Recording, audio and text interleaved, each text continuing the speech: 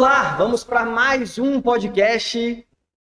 Esse é um podcast mais do que especial, e eu posso falar isso, eu acabei de comentar, porque eu não só admiro, mas acompanho, eu estudo, e para mim vai ser uma satisfação, uma honra poder falar com esse grande profissional, que para mim é uma referência. Porque quando eu comecei a pensar sobre performance, eu já falei aqui várias vezes, performance mudou a minha vida, produtividade mudou a minha vida. Eu entendi que isso fazia diferença.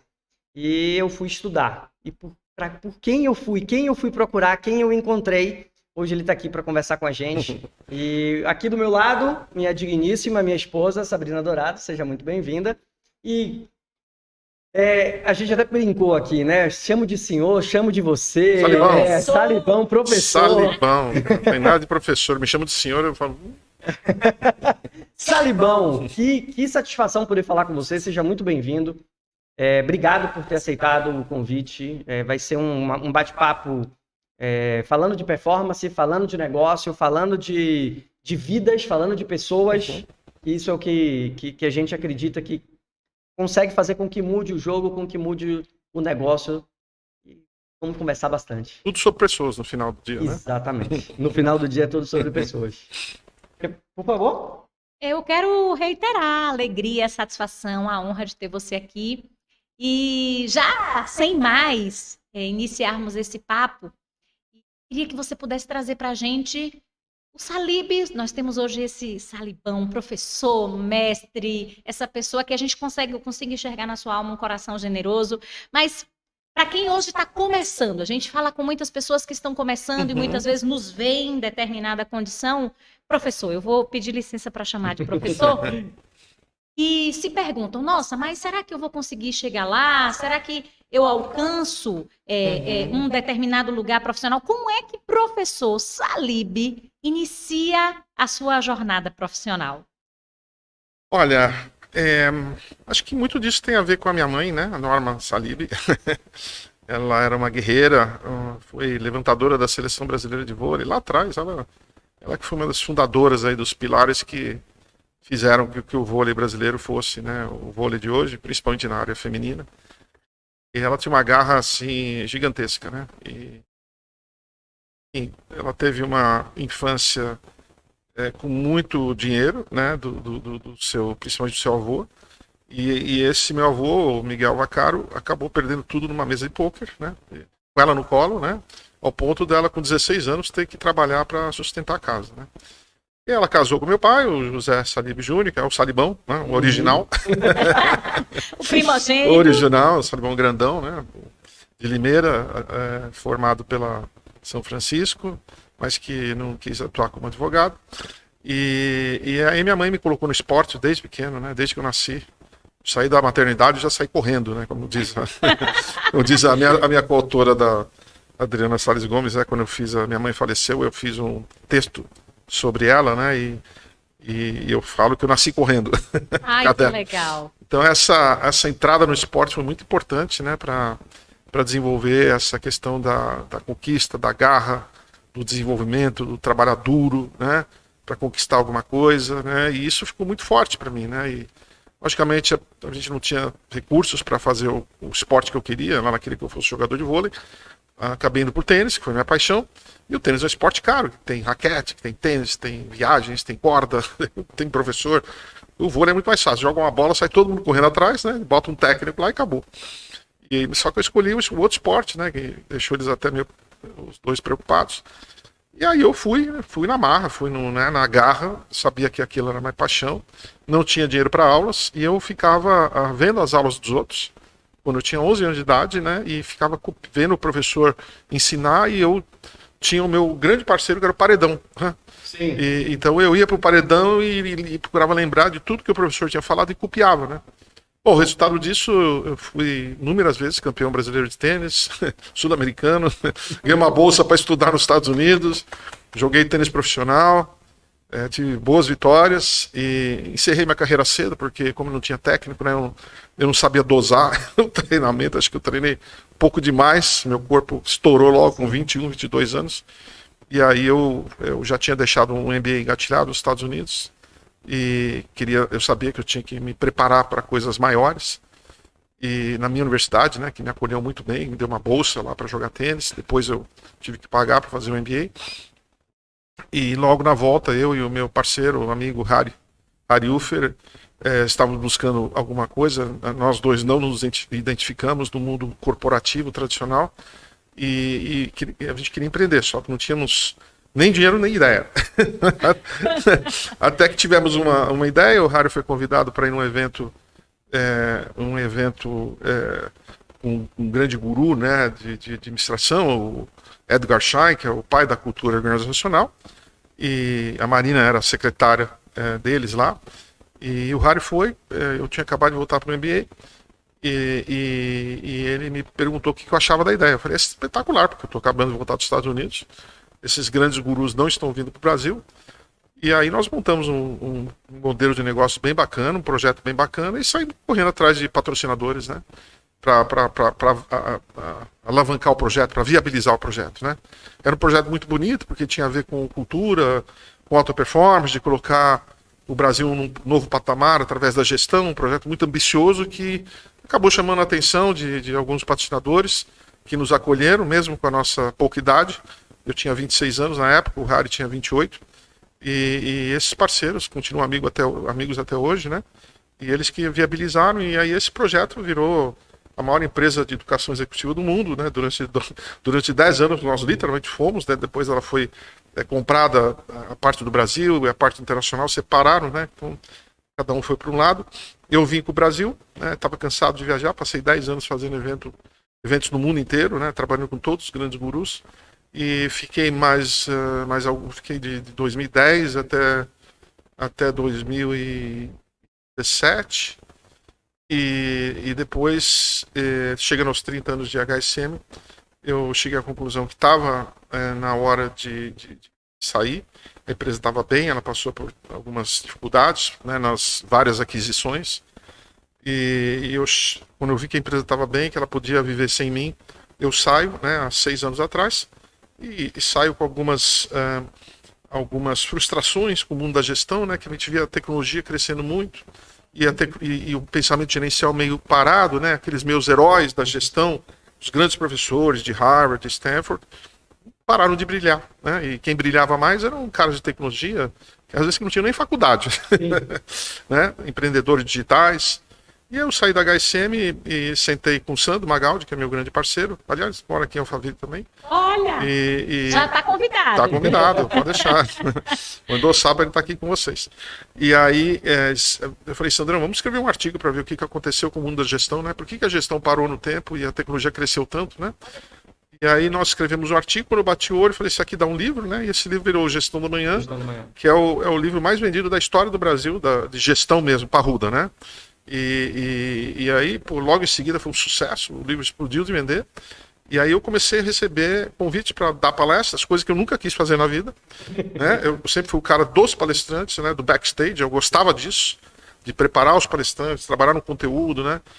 E aí eu tive 2 amigos que falaram assim, cara, você não tem ideia o que você tem dentro dessa carcaça aí, né? E aí me encheram o saco mesmo, e eu fui dar minha primeira palestra, muito tímido, né? E quando eu dou minha primeira palestra, todo mundo levanta e começa a me aplaudir. Eu falei, porra, acho que eu tenho jeito pra coisa. Muito bom. E aí eu comecei essa nova carreira, a gente percebeu que a gestão realmente tinha parado no tempo, aí nós escrevemos vários livros, né? Novo Código da Cultura, Estratégia Adaptativa, Liderança Disruptiva, e outras áreas aí, o Algoritmo da Vitória, porque as escolas de negócio não ensinam. Entrei numa fase muito produtiva, uma fase muito gostosa da minha vida, onde eu tenho tempo para pensar, tenho tempo para refletir, tenho tempo para pesquisar, coisa que eu nunca tinha no dia a dia, né? E aí me desenvolvi como palestrante, não tive aula com o Polito, não tive aula de comunicação. Eu falei, cara, se eu for dar palestra vai ser do meu jeito. Vai ser do meu jeito, né? Isso conecta. Conecta, né?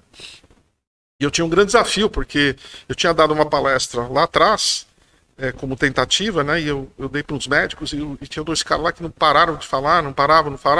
Aí eu parava a palestra, por favor, você está me atrapalhando, né? Aí eu continuava, os 2, não sei o que, por favor, para, não sei o que. A terceira vez eu falei, cara, se vocês não calarem a boca, eu vou pegar vocês 2 pelo pescoço e vou jogar para fora da sala.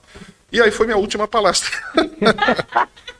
Caraca, Foi minha última palestra e aí para eu realmente me fazer entender que daria para fazer Sim. mesmo, né? Eu falei, cara, se eu for fazer, eu vou precisar ser tão bom, que ninguém vai falar quando eu falo. E ninguém fala. E ninguém pisca. Assim como a gente nem tá piscando. Não, eu tô aqui, modo aluno ligado. E que ninguém pisca. Eu falei, eu vou competir contra, não só contra o celular, mas contra a piscada de olho. Então, é assim que eu falo e aparentemente as pessoas gostam, né? Então...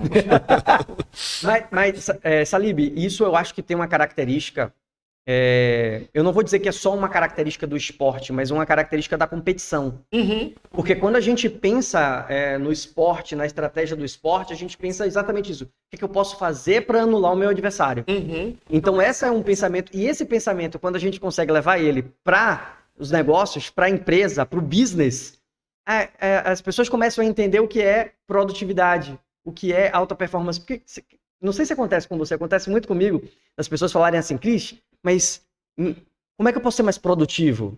Uhum. Calma, primeiro vamos entender o que é que você quer fazer. Porque olha o que você falou. Eu encontrei um problema, agora o que é que eu vou fazer para isso não acontecer mais? Uhum. Então, como eu posso resolver isso e continuar entregando o que eu quero entregar? Uhum. Então, isso tem total, para mim, tem total sentido. E para o negócio faz total sentido, né? E qual é o maior problema que você vê hoje em relação às empresas? Quando você chega numa empresa, numa cultura organizacional, e que a pessoa fala assim, não, porque a gente não é produtivo, a gente não consegue performar. Para você, dentro da sua visão, hoje, lá no início, poxa, a tecnologia dominou. E hoje, nesse mundo tecnológico, digital, virtual, qual o maior problema que você vê, assim, em relação à gestão? Bom, só voltando um pouquinho a questão do esporte, né? Apesar do esporte ser sobre você ganhar de alguém, né? Eu sempre lutei contra mim mesmo, né? De tentar ser o melhor possível. Sim. Tirar de mim o melhor possível, me aprimorar o melhor possível, me melhorar todos os dias. Nunca pensava assim, tem que ganhar daquele cara, tem que ganhar. Eu falei, porra, se eu conseguir me desenvolver ao ponto de eu chegar à perfeição dentro do possível, Sim. A vitória vai ser uma consequência. Então, começando por aí. Com relação às empresas, né, eu acho que a maioria das pessoas não levam o seu autodesenvolvimento a sério, né, para começar. Eles acham que só ir num evento, né, um evento de autoajuda, essas coisas, né, isso vai resolver. Não resolve. O desenvolvimento é uma coisa constante, diária, que você tem que estudar muito, ler muito, né, e às vezes eu vejo, né, quando eu converso com pessoas no dia a dia, né, eu comento algumas coisas, algumas teorias de gestão, cara, o pessoal é muito cru, sabe? É muito acomodado. Sim. Só que agora, antigamente você se safava com isso, hoje você não se safa mais. Porque a tecnologia, ela veio com uma velocidade muito grande, quem não se reinventar, e quem não se desenvolver novas habilidades para competir num mundo totalmente diferente de tudo que a gente já viu, esses caras vão morrer, né? Não é à toa que o Yuval Harari, né, fala que dentro de poucos anos nós vamos ter uma categoria de pessoas muito grande no planeta, né, que são os inúteis, né? Que não vão ter utilidade nenhuma para a sociedade, porque são pessoas que não levam o seu autodesenvolvimento a sério. A gente já percebe isso, é como você bem disse. No convívio e dentro da nossa jornada, a gente já começa a perceber, e esse é um alerta para você que está no... possa virar essa chave, que muitas vezes há uma certa acomodação, e eu digo, parece que estamos mornos a ponto de nos mantermos num raso, e já nos entendermos como experts. Se tem muita informação, eu falo sempre, eu trago esse conteúdo na minha rede, de que essa informação, ela está aí, eu sou... e recordo, sou da época da Barça, minha mãe também, uma pessoa muito simples. Os meus pais não puderam estudar, eles faziam questão que nós investíssemos no conhecimento. Eu me lembro do dia que ela pôde comprar uma Barça e de como a gente pesquisava e consultava. E hoje a gente tem muita informação, mas é exatamente o que você falou. O que fazer com essa informação? Ficar apenas ali na primeira camada, num curso, apenas numa teoria. E principalmente o que me deixa muito preocupado, principalmente aqui no Brasil, né? Eu vejo a evolução em vários países, a gente tá nessa pegada do autoajuda que me deixa muito preocupado, né? De pessoas irem fazerem coisas meio mirabolantes, acharam que vai naquele, né, até gente vendendo carro para ir em evento aí. Sim. Sim. Muitos deles morando aqui em Alphaville, com todo respeito, né? Cara, não funciona assim. Acho que é bacana a gente ter gente que motiva, né? Te põe pra cima, tudo. Mas isso vai te deixar querendo fazer alguma coisa, mas sem habilidade de fazer, entendeu? Então, é aí que me preocupa, sabe? Acho que eu vejo poucas pessoas, realmente, pessoas mais velhas, que vieram de um mundo não digital. Eu tenho 64 anos, né? Eu tive que me reinventar completamente para estar aqui falando com vocês, dando palestras. Eu tive que rever minha vida, tive que estudar mais. Romper padrões antigos. Eu tive que me afastar de pessoas que não me puxavam para frente, pessoas que me puxavam para trás, né? E cercar de jovens que nasceram na era digital, né? Eu brinco que eu aposentei todos meus amigos antigos e ganhei vários amigos novos, né? Muito bom. E eu falo mais velho hoje, tem 30 anos. Muito bom. Então, a gente tem que se desenvolver. Eu vejo isso, eu não sinto uma urgência nas pessoas, sabe? Sim. Isso me deixa muito preocupado. Muito preocupado. Em relação a isso, nossa, faz total sentido para mim. E dentro do que você falou, das pessoas não buscarem essa melhora, por conta do trabalho que eles entenderam que eu precisava trabalhar mais, e aí vem aquela coisa do eu não tenho tempo, e por conta disso eu não consigo me desenvolver, e sempre coloca isso como desculpa, quando na verdade isso daria muito mais resultado para ele, né? E agora, desculpa até Não, interromper, Gente, eu acho que a gente sempre usou a palavra de se desenvolver, só que a gente vive hoje numa economia dirigida pela tecnologia que é tão rápida que a gente tem que começar a usar se reinventar. Sim. A gente foi do se desenvolver para se reinventar. Reinventar. Isso é uma coisa Perfeito. completamente diferente, entendeu? Porque exige um esforço gigantesco, né? Gigantesco. Você toma várias atitudes com você mesmo, né? Até com as pessoas que você convive no dia a dia, porque, cara, se você não tiver hoje, né? A gente tem uma tecnologia que é maravilhosa, ajuda você a fazer coisas inacreditáveis. Você consegue perguntar qualquer coisa, parece um fantasma lá escrevendo um monte de coisa, né? Brinco, parece, quando eu pergunto pro chat GPT lá, parece que é um fantasma que está escrevendo, né? Tem coisas maravilhosas, mas se você não se desenvolver ao ponto de acompanhar aquilo tudo, cara, você vai lentamente ficando obsoleto, né? Sim. Sim. Professor, você falou que um dos grandes problemas que você encontra quando o Cris perguntou nas empresas está nessa dificuldade de ir mais fundo, de fato pensarmos nessa reinvenção, nessa profundidade de conhecimentos e de práticas específicas. E você trouxe uma fala. Assim como também o desenvolvimento de novas habilidades que são indispensáveis dentro dessa dinâmica. Para você, que habilidades seriam essas? Ou algumas delas? Olha, são várias, né? Depende do nível que você está, né? Em questão de tecnologia, você tem que desenvolver habilidades desde o básico até habilidades de inteligência artificial, né? Que não param de vir, né? É uma coisa meio absurda, né? Tanto é que eu tenho hoje um coach de 25 anos de idade que sabe tudo de inteligência artificial, e esse é o cara que me ajuda a navegar, porque senão, como é que eu vou encarar 4.000 pessoas no público para falar de inteligência artificial, né? Sim. Perfeito. Eu não aprendo com um cara mais velho, aprendo com um moleque lá, que Sim. nasceu nesse mundo, né? Então a gente tem que ter um pouco também de humildade, né?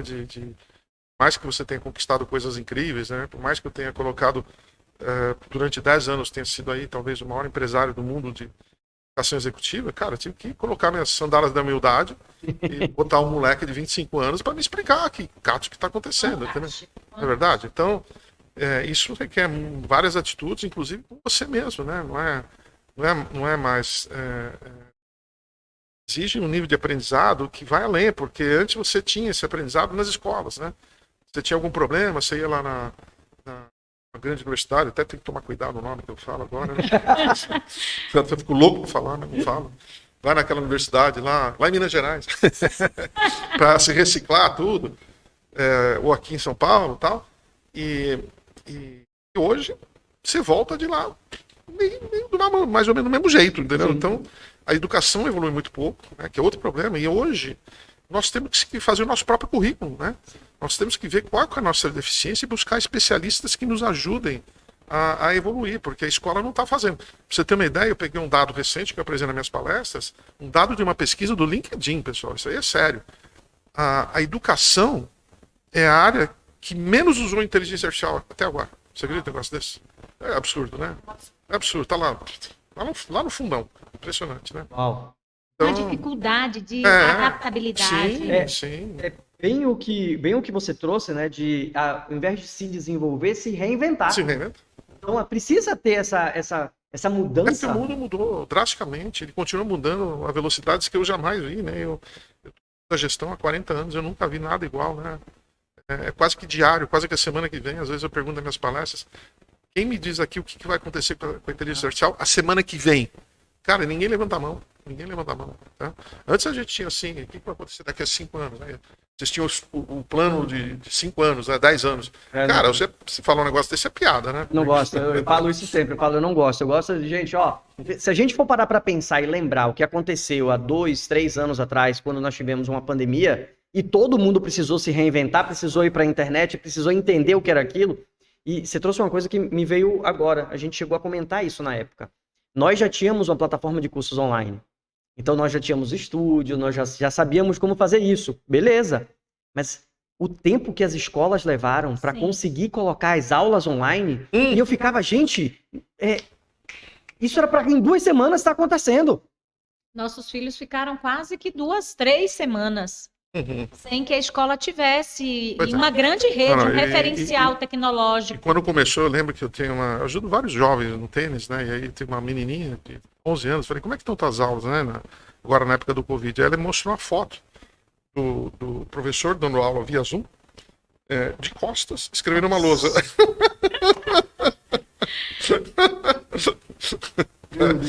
Pois é.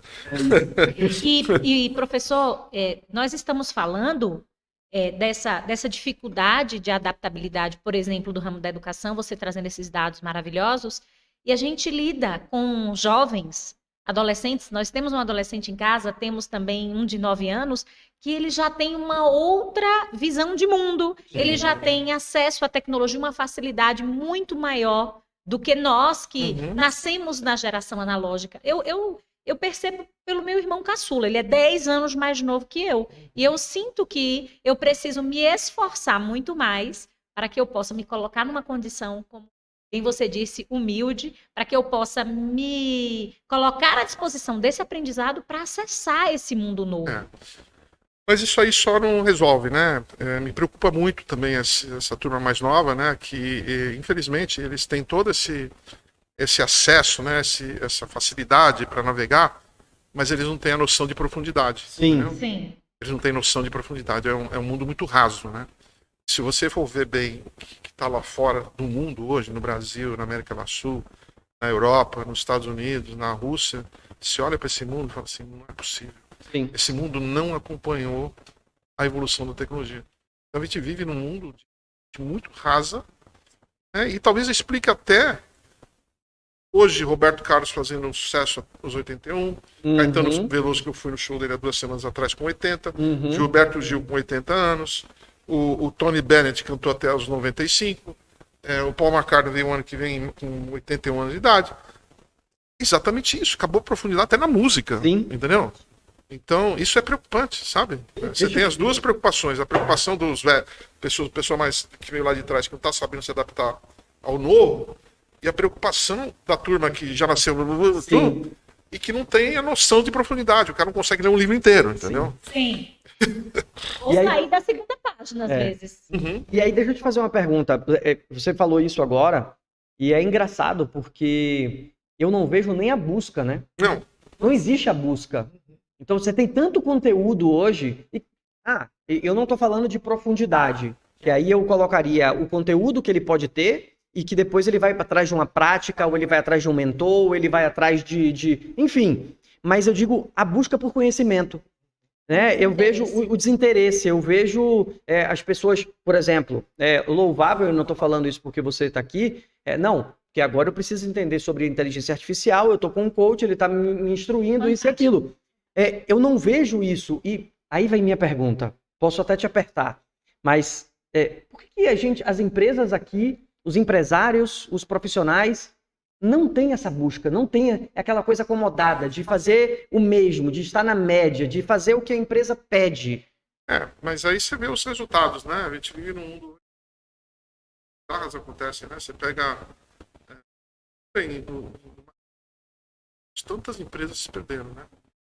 Você vê aquelas tradicionais, Kodak, Blockbuster e Nokia, mas você vê a Sears, você vê a Polaroid, você vai ver a Toys R Us, que faturava 8 bilhões de dólares vendendo brinquedos.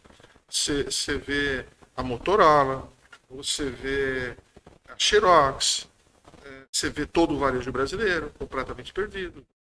Né? Você vê as dívidas dessas empresas são adoras, entendeu? A mídia brasileira, a revista Exame, Exame não, a Exame continua aí, né?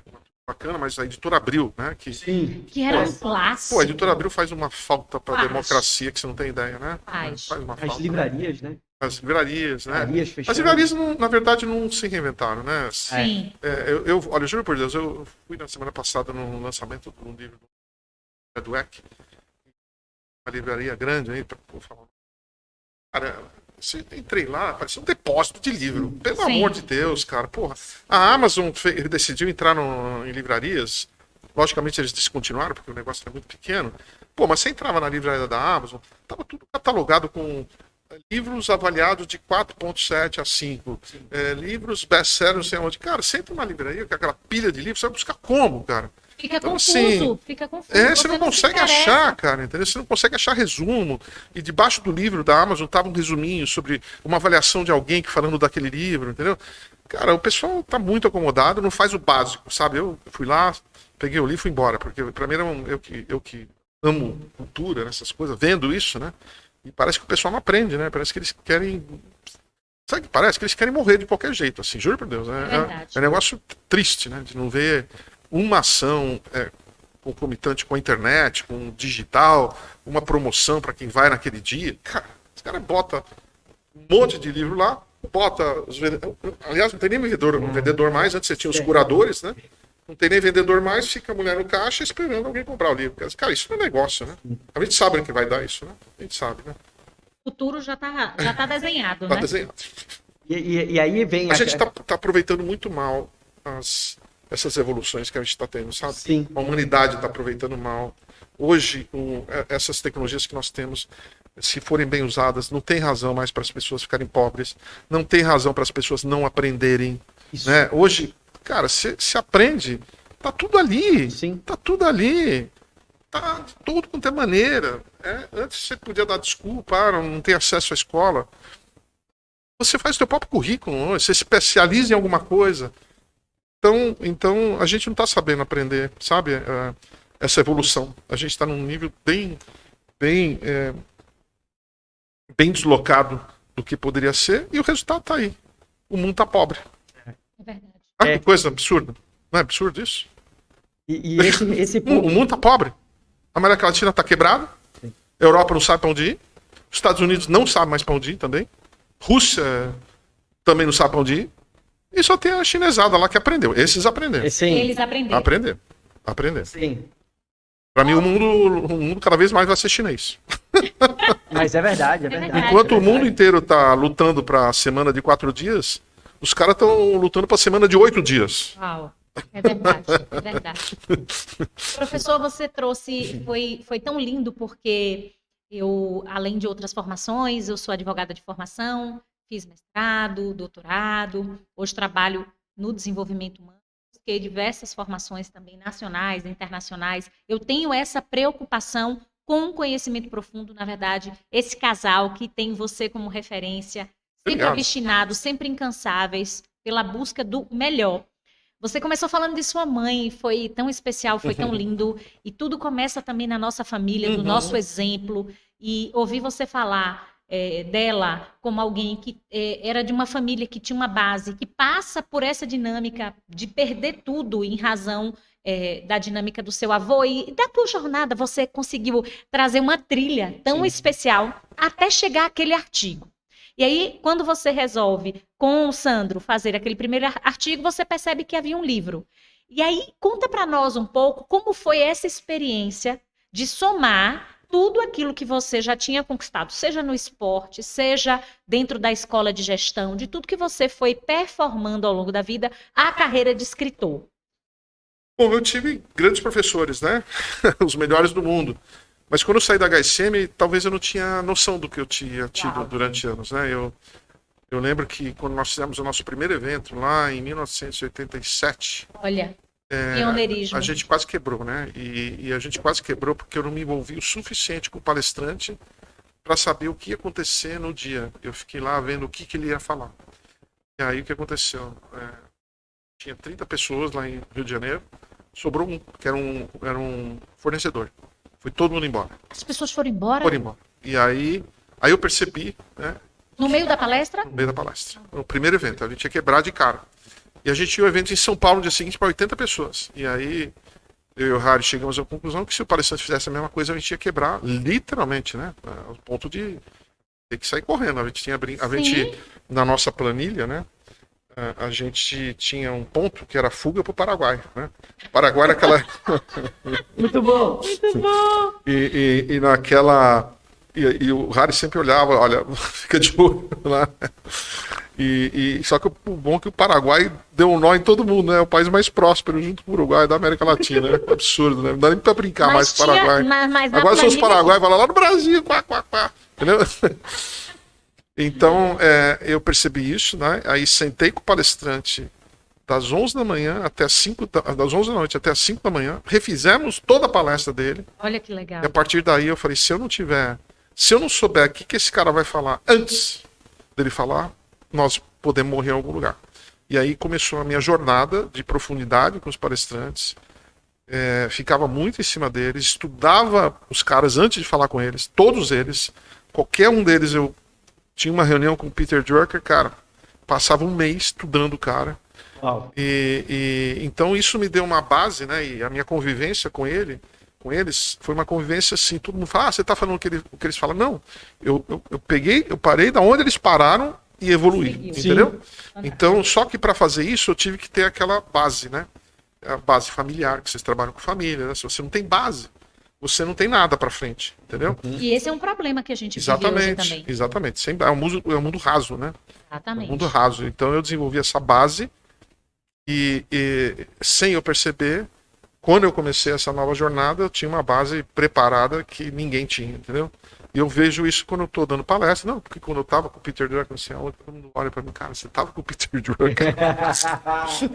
Aí eu percebi que eu vivi coisas que pouquíssimas pessoas viveram, entendeu? Então, é vivência, falta também vivência nos dias de hoje, né, professor? Sim, com certeza. E isso me deu uma base muito forte para uma produção insana de conteúdo. Ainda bem que eu tenho um parceiro que me complementa, eu sempre gostei de trabalhar em parceria, que produz, né, eu tenho aquela... A gente brinca que 1 mais 1 é igual a 1 milhão, não a 2, né? Ai, que fantástico isso. Anota isso, Vitor. 1 mais 1 é igual a 1 milhão. Com certeza. Você gera um valor enorme, né? E o prazer de estar desenvolvendo com alguém, né? Não tem necessidade. E que é sinérgico, e que cada complementa. Eu e o Sandro, a gente tem nossa parceria nos livros, mas nós temos a nossa vida individual também. Eu tô indo para... Ele estava em Fortaleza ontem, amanhã eu tô indo para Londrina, e cada um tem a sua vida também, entendeu? Então, a gente, juntos e separados, né? Então... Isso é muito bacana, mas essa profundidade que eu tive durante vários anos, essa minha nova vida de 9 livros em 6 anos, não aconteceu do dia para a noite, né? Não aconteceu do dia para a noite, né? Esse meu treinamento, né? Os 14 anos de Peter Drucker, né? Ter convivido com o Jack Welch, ter convivido com o Bill Clinton, trabalhado com eles, com o Al Gore, Tony Blair, né? Eu percebi como as coisas, como eles olhavam para o mundo, como é que eles criavam conhecimento, como é que eles se desenvolviam, né? E eu fui atrás, né? Eu aproveitei muito essa convivência, muito. E isso, gente, pega isso aqui. São 2 chaves importantíssimas aqui. Porque, para mim, você fez a pergunta, né? Que habilidades são essas que precisam? E eu sempre falo que, para mim, existe uma tríade para você desenvolver qualquer habilidade, que é conhecimento, prática e repetição. Eu digo que, cara, o liderança disruptiva, nós aí apresentamos 9 habilidades, né, de liderança adicionais que nós temos que desenvolver hoje. Mas a principal delas é aprender a aprender, né? Para mim, essa é a grande habilidade hoje, né? Porque conhecimento tá tudo aí. Sim. Né? Você não pode reclamar mais de não estar aí. Você não pode reclamar mais que o conhecimento está confinado a poucas pessoas, que eram coisas que aconteciam nos anos 80, 90, Sim. 70. Né? O conhecimento está aí para todo mundo. Só que se você não desenvolver a sua capacidade de aprender, não adianta nada. Aquilo lá vira informação. A gente Entendeu? se perde. Não, vira informação. Né? Verdade. E não conhecimento. E aí eu vejo as pessoas botando como desculpa, né? Não, mas é porque a rede social é um grande... Gente, depende do que você faz com ela. Depende do que você faz com o conhecimento. Aliás, a rede social não dá para aprender muita coisa, né? Mas o LinkedIn traz artigos bacanas, né? Essas redes do dia a dia, Sim. para mim é mais ver o comportamento das pessoas, tal, né? A maneira de divulgar teu trabalho, mas não tem profundidade, né? Isso. Muito bom. Muito bom. E engraçado que você falou, uma das principais habilidades foi justamente esse contexto de aprendermos a aprender. E eu tô aqui bebendo e muito honrada da sua presença, de ter aceitado o nosso convite. E olhando para você, professor, eu vejo exatamente isso. Quando você vivenciou toda a experiência lá no tênis, eu vou voltar lá. Engraçado que você falou que em algum momento teve a dinâmica do vôlei, até por conta da sua mãe. Cris também foi jogador de vôlei, teve que se superar porque tinha baixa estatura. Ela tem sempre levantador, né? Eu joguei como levantador. A minha, sem querer trazer aqui minha história, mas a minha ideia foi justamente aquilo que você falou, que aqui eu posso fazer, eu não tenho que vencer ninguém, eu tenho que vencer os meus limites. Né? Então eu preciso melhorar minha Foi impulsão, levantador. fui até a jogar na seleção baiana, até a Você fase jogou adulta. Hockey Clube? Eu joguei no Baiano de tênis, lá. No Baiano, já joguei vários torneios lá. Pois é, joguei no na Baiano de Associação tênis, Atlética Associação da Bahia. Atlética da Bahia, e joguei na seleção baiana até o primeiro ano de adulto. E aí, quando começou no vôlei a entrar o líbero, que o técnico foi, eu já estava na educação física, eu aí fui para outros caminhos. Mas a gente aprende muito, né? Com certeza. E você falou, eu pegava a parede e sabe o que é mais marcante, Tu? Peguem isso, que é poderoso esse conteúdo. Existem muitas lições que você pode aplicar agora na sua vida. Eu ouvia, minha mãe não tinha condições de pagar o professor. E olha que incrível, eu preciso voltar nisso. Sim. E eu ouvia a aula de outro professor que não era, e depois você ia aplicar aquilo que você tinha ouvido de outro professor. Não dá para a gente, diante de histórias como essas, de movimentos poderosos que mudam a vida como estes, imaginarmos hoje que não é porque não é possível para mim, não é o suficiente, a gente trabalha muito com carreira. E muitas pessoas que nos buscam ou mandam mensagens até para buscar o nosso trabalho, nos trazem essa dinâmica de eu me formei em 2003, mas agora em 2018 ainda me sinto inábil, eu ainda não comecei. Há uma inação que me parece ser um movimento também coletivo. E eu queria ouvir a sua opinião, professor, sobre essa dinâmica dessa geração. Eu comecei a trabalhar com 11 anos. Sim. E eu vendia... Esse é um negócio que tem falado com vários pais aí, que está afetando a gente, né? Porque a gente veio de uma geração pós-guerra, né? Uma geração, a turma que saiu de lá, saiu muito calejada, reconstruir tudo, né? Do zero, né? E daí tiveram seus filhos, muitos deles vieram para o Brasil, né? Para construir, chegaram aqui e ganharam um pedaço de terra, né? E construíram verdadeiras fortunas, né?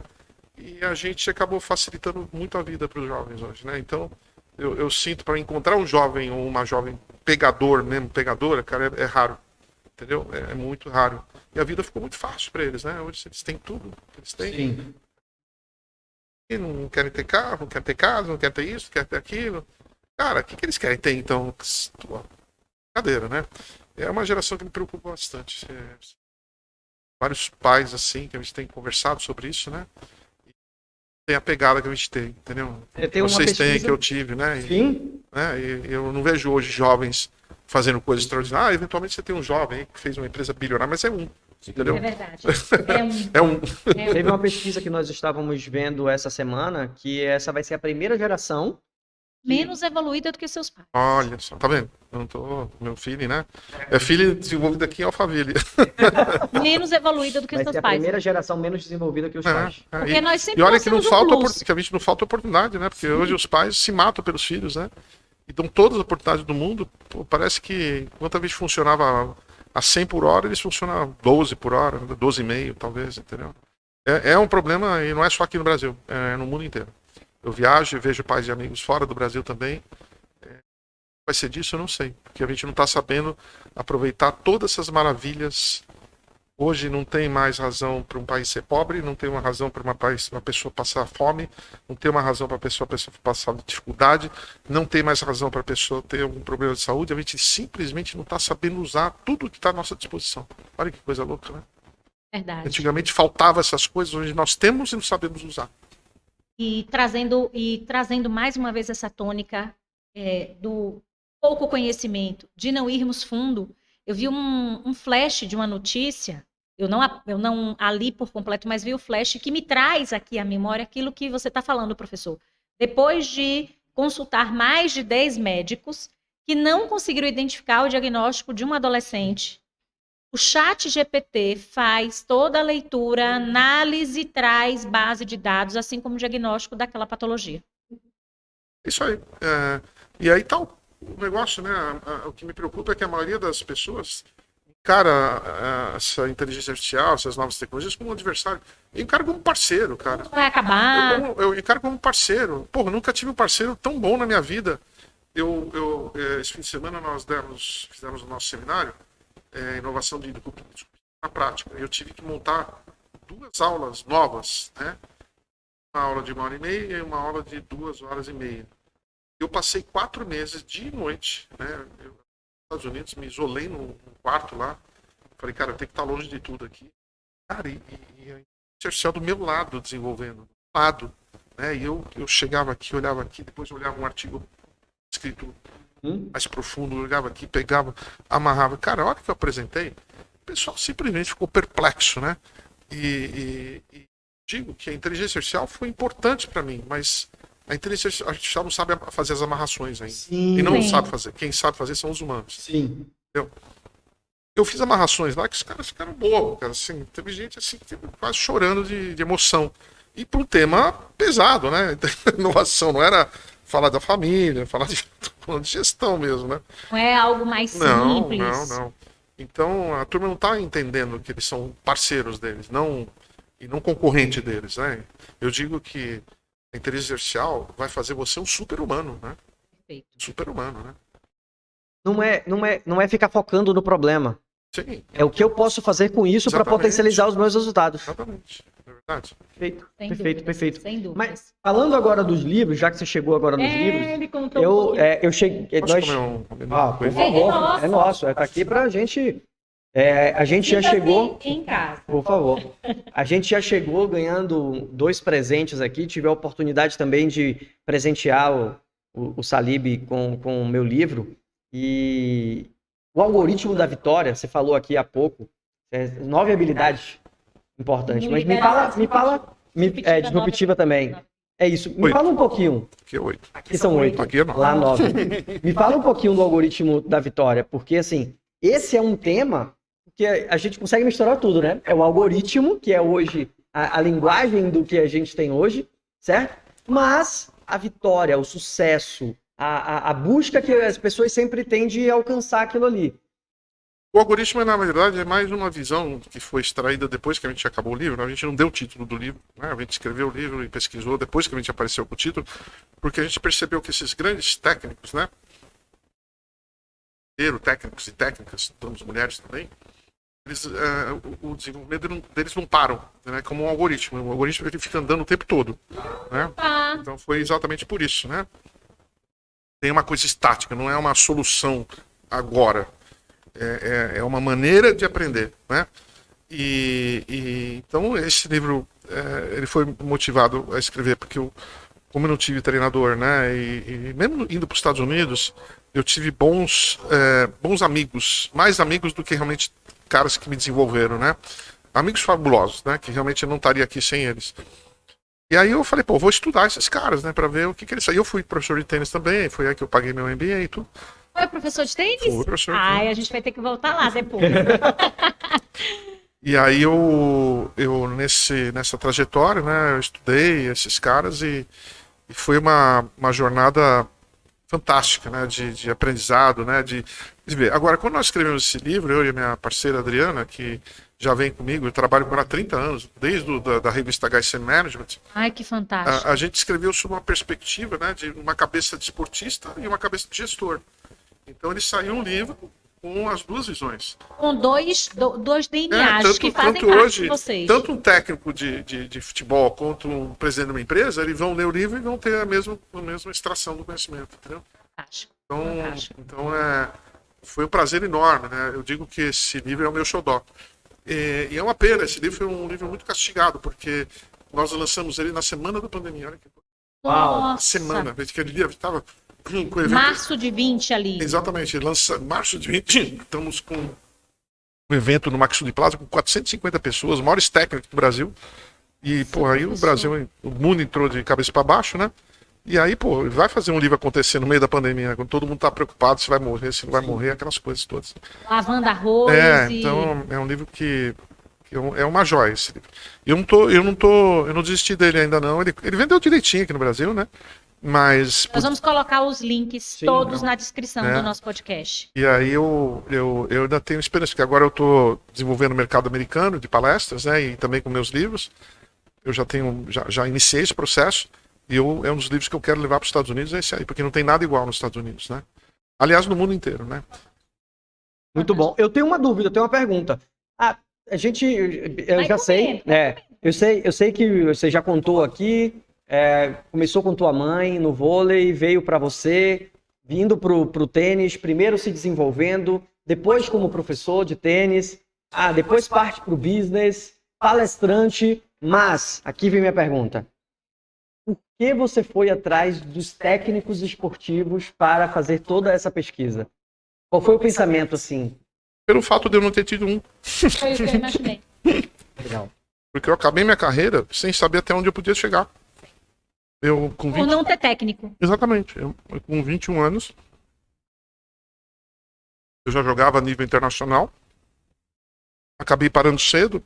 Duas coisas trágicas aconteceram na mesma semana. Meu pai morreu e meu joelho estourou. Eu fiquei muito perdido, ao ponto de não saber nem como tratar meu joelho. Então eu saí com aquela coisa, né, porque para mim o técnico era algo inalcançável, né? Uhum. Eu lembro, desde pequenininho, né, até a maldade do professor, né, que ele me via no clube, me via eu querendo aprender, e ele sequer... Se disponibilizava.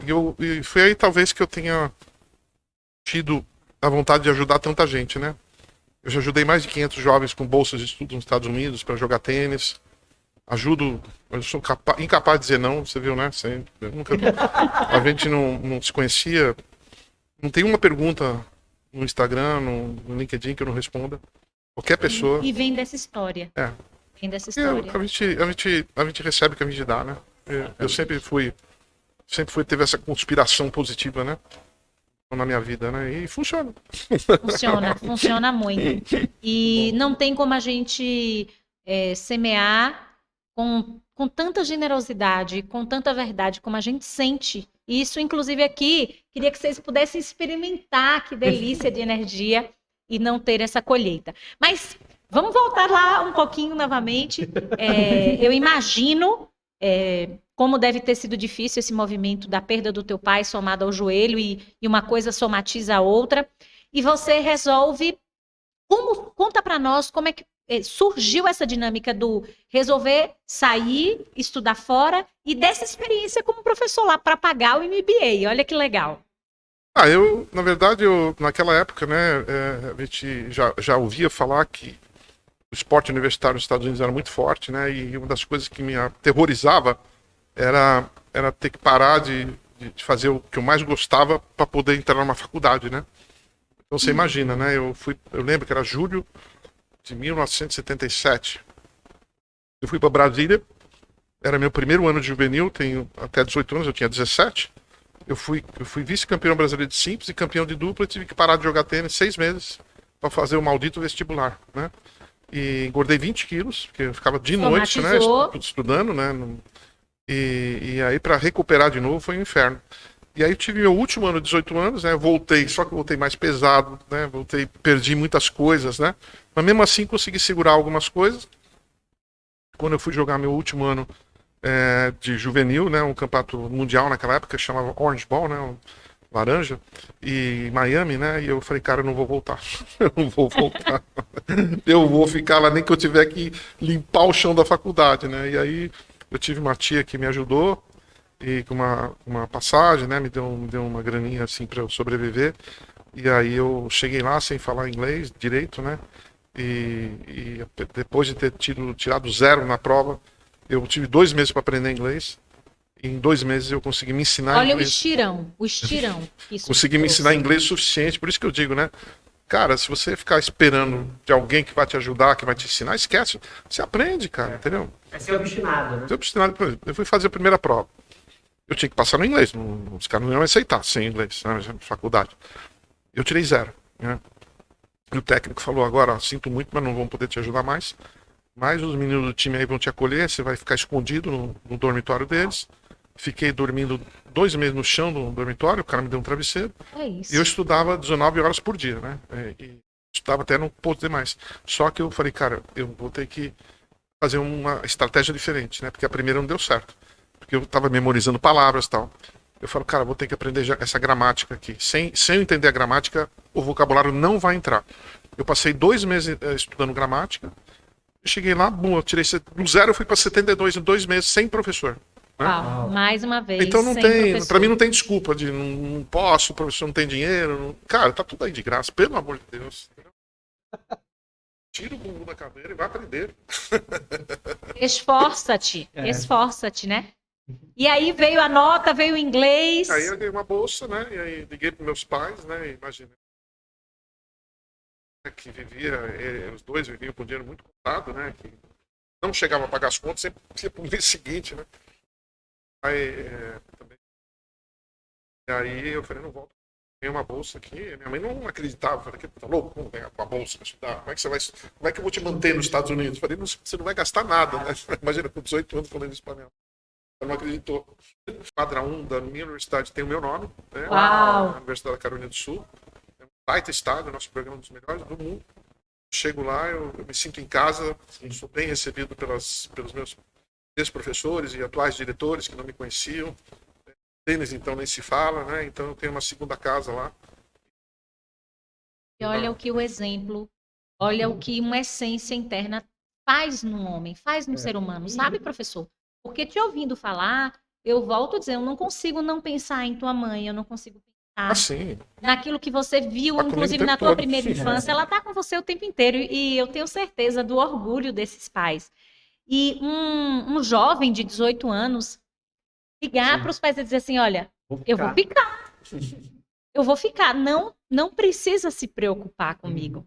Porque como você bem comentou, e às vezes nós já 30amos, 40amos, eu falo isso tanto nas constelações, e ficamos ainda, não porque os meus pais não me deram, não, porque eles não foram o suficiente.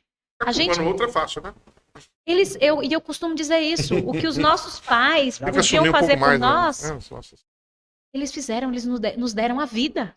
E a partir daí, tudo mais é secundário e também parte muito do nosso esforço. E ouvindo você falar, isso fica tão claro, sim, tão evidente, sim, de não esperar, eu vou lá e faço. Tirei 0 na primeira.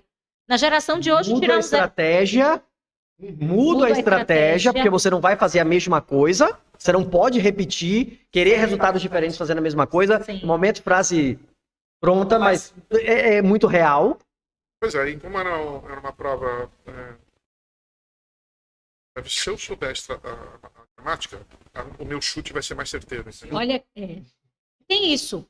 Conta pra nós, isso faz parte da sua essência, de quem é você, mas como fazer essa combinação de estratégia com um poder de execução muito alto? Ouvindo você, professor, você soma as duas coisas, pensamento analítico, visão, e ao mesmo tempo muita ação, muito movimento. Porque a gente percebe que muitas vezes, até pelo nosso perfil ou pela nossa história, por aquilo que nós acreditamos, ou a gente fica num polo ou a gente se coloca no outro. Como buscar essa conjunção? Olha, eu fui muito esforçado, né? E ao mesmo tempo obstinado por querer aprender, né? Aprender as coisas que eu gosto, né? Eu tenho um problema de não gostar das coisas que eu não gosto. Pois é. E sempre ser cercado de pessoas boas, né? Boa. Desde pequeno, né? Eu tenho uma história interessante, porque eu jogava tênis num clube aqui de São Paulo, muito conhecido, né? Você imagina, eu entrei com 11 anos no clube. Naquela época, o tênis era uma coisa familiar. Né? Eram famílias que jogavam, eram famílias que dominavam. Família tal, família tal, família tal. E aí chega o José Salib Neto com uma raquete velha, num clube muito tradicional, com todos os campeões brasileiros, com 11 anos de idade, perdendo para todo mundo. Com 15 eu era número 1 profissional do clube. Eu fazia? Eu jogava 9 sets por dia. 9 sets por dia. Eu não saía do clube sem jogar 9 sets por dia. Repetia. E eu comecei a melhorar. E o pessoal de lá acabou não gostando dessa minha trajetória. Né? Era meio vira-lata. E você recebia muito bullying. Não sei exatamente. Na prática, né, professor? Eu sofri isso na minha infância. É muito desagradável. Até que quando o meu pai cruzou com o diretor de tênis da Sociedade Harmonia de Tênis, ele entrou com meu pai no clube que estava buscando um juvenil que fosse um exemplo para a garotada do clube, né, que pudesse entrar como sócio atleta.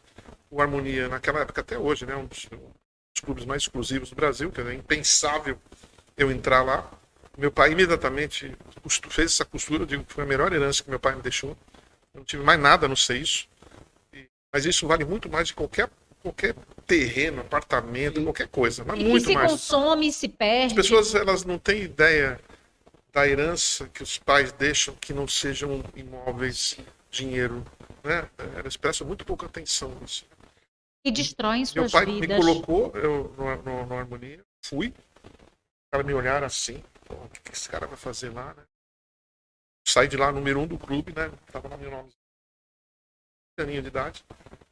Eu fui pro Harmonia e eu vi como um clube muito evoluído, não só monetariamente, mas de pessoas. Para você entrar no Harmonia, você tem que passar por 15 entrevistas com pessoas que não te conhecem. Pois é. Eu sei porque eu tive que fazer isso para um amigo meu, né? O Edson Bueno da Mil. Não entendia, né? Porque ele tinha bilhões, ele achava que com os bilhões dele ele compraria passo de qualquer pessoa. Eu falei assim, olha, no Harmonia não é assim. Então a qualidade das pessoas era uma qualidade muito maior, misturando a parte monetária. Eu fui lá muito, sabe, aquele vira-lata recolhido na rua, que vai tremendo, né? Eu cheguei lá assim, né? Cheguei naqueles aqueles que aparecem no Instagram, no TikTok, né? Eu fui lá que nem esses vira-lata. E fui muito bem recebido. Eu fui muito bem recebido. Falei, cara, eu vou ser que nem esses caras um dia. Vou ser que nem esses caras. Modelagem, né? Eu vou ser que nem esses caras um dia. E eles me abraçaram. Nunca fui buleado. Devo muito à Harmonia. Esse outro clube os perdoo. Até hoje, né? Tem uns caras que fazem bullying comigo, que já estão com 80 anos. Eu perdoo o cara, não tem problema. Chamei até um café, eu lembro dele me ameaçando. O cara era forte, grande, era moleque. Assim, fiquei apavorado, o cara ia me bater. Mas eu perdoo todo mundo, né? E a gente tem que aprender a superar coisas, né?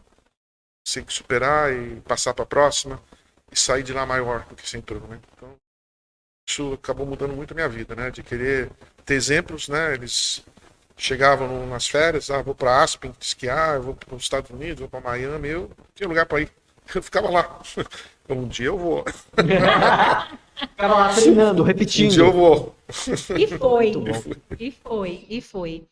Olha que fantástico, assim, é difícil a gente até mensurar, porque dá para fazer um black book do que a gente já pôde conversar até aqui, e é o exemplo que arrasta, são as histórias que vão se encaixando e as dificuldades que a gente vai vivenciando.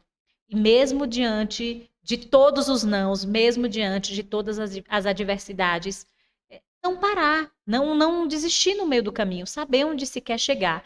E te ver hoje, professor, tão cheio de energia, escrevendo, e a gente, inclusive, quer que você fale sobre os projetos novos. Nós queremos que você nos fale sobre os treinamentos. Eu sei que está palestrando aí, está com rodinha nos pés, vai rodar aí a Bahia, inclusive nos próximos dias também, comer uma comida boa lá da nossa terra. Mas para quem está aqui e que merece ter esse conhecimento profundo, falar um pouquinho dos treinamentos, de como é que tá, se ainda tem alguma coisa em 2023, planos para 2024, para que a gente possa beber mais dessa fonte. Eu vivo com um propósito hoje, né? Que é deixar um legado positivo, fazer com que as pessoas que estão em volta de mim prosperem.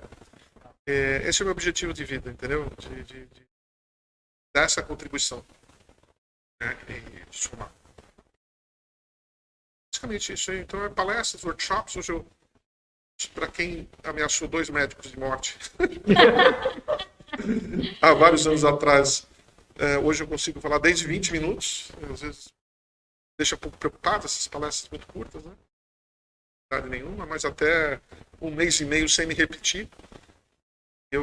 Às vezes, a maior briga que eu tenho com meus contratantes é o tempo que eles me dão.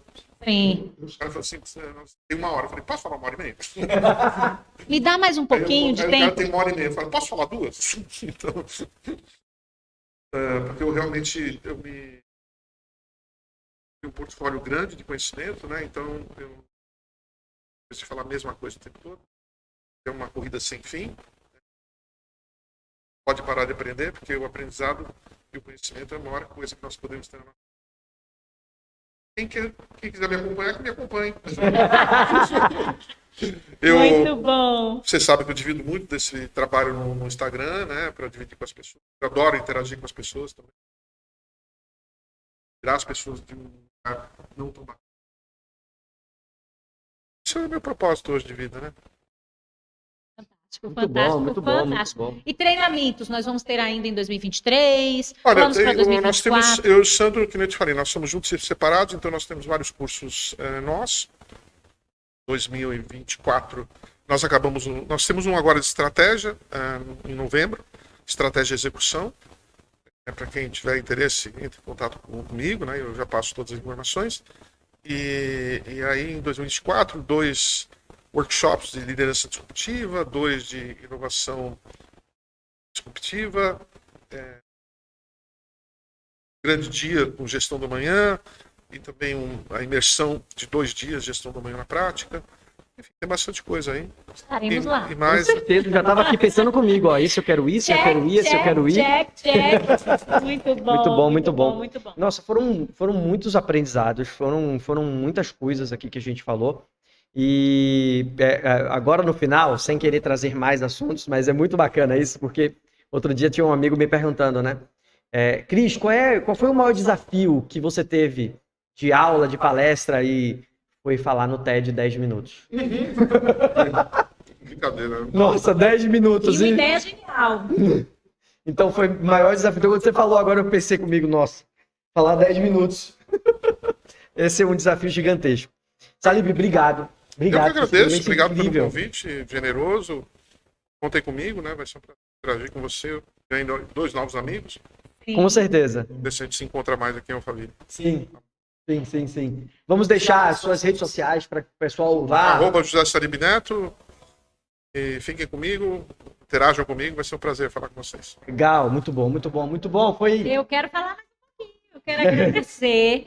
Quero deixar aqui, em nome desse casal que te admira, te acompanha, quer muito bem a você, que você tenha vida longa para que a gente possa aproveitar desse conhecimento, dessa bagagem, dessa vivência. Quero também agradecer a sua mãe, a seu pai, porque... Olha, eu tive sorte, viu? Pois Esses 2 aí são craques. Pois é, 2 craques, 2 assim, campeões, porque trazer a referência e através do exemplo te permitir alçar esses voos, então uma honra gigantesca a esses pais. Quero também deixar um abraço para a Luciana e dizer que fico muito feliz que, olha que bacana, não tem tempo. As pessoas também me dizem muito isso, sabe, professor? Eu estou atrasada, eu sinto que não tem mais espaço para mim. E eu hoje trabalho muito com saúde emocional. Eu utilizo muito o termo que eu tenho estudado profundamente, tenho escrito também lá pela editora Gente, de imunidade emocional. como bem você disse, professor, o país mais ansioso do mundo, e como pode um país, como você bem disse, de cantores como Caetano, como Gilberto Gil, de Roberto Carlos, dessa alegria, estarmos nesse padrão de adoecimento sem fim? E de um adoecimento mental. Eu já tô louca para ler esse livro novo aí, porque a gente Vamos devorar primeiro esse. A gente tem feito trabalhos com empresas nessa parte de saúde mental, wellness coaching. De fato, as empresas elas vão sucumbir sem capital humano, sem pessoas que tenham um mínimo de condição e saúde mental, física, turnover, sem fim, para que as empresas possam fluir. E o capital humano é realmente muito precioso. Então, quero agradecer, dizer que você também ganhou 2 amigos, que o que precisar aqui, desde uma xícara de açúcar que falte em casa, ao que mais for necessário. E muito, muito obrigada por ser quem você é, e que você tenha, como disse, vida longa e muita energia para continuar transbordando, transbordando tanto conhecimento. Porque, gente, eu falo... não é agora que a gente está aqui acompanhando o Salib, e é de livros, é de palestras, é de poder estar entendendo mais como a gente pode performar, como a gente pode melhorar, o que é que a gente precisa fazer, porque é isso que a gente precisa, é se desenvolver.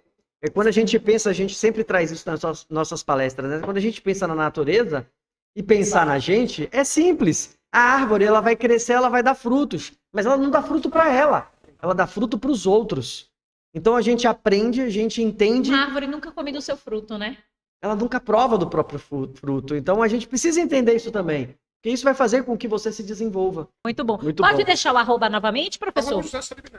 A gente vai colocar na descrição, mas para que você já possa ir lá, comentar com o professor, trazer para ele o feedback que vai ser fantástico aí desse nosso encontro. Gratidão, viu? Eu que agradeço. Obrigado, gente! Ó, não posso finalizar sem trazer, né? Se você não está seguindo, segue, curte, compartilha, manda para o maior número de pessoas que você puder, para que tanto o YouTube quanto o Spotify, que é onde nosso podcast está ancorado, entenda que foi um podcast bacana, entregue para mais pessoas. Um forte abraço, fiquem com Deus, até a próxima. Beijo, tchau, tchau.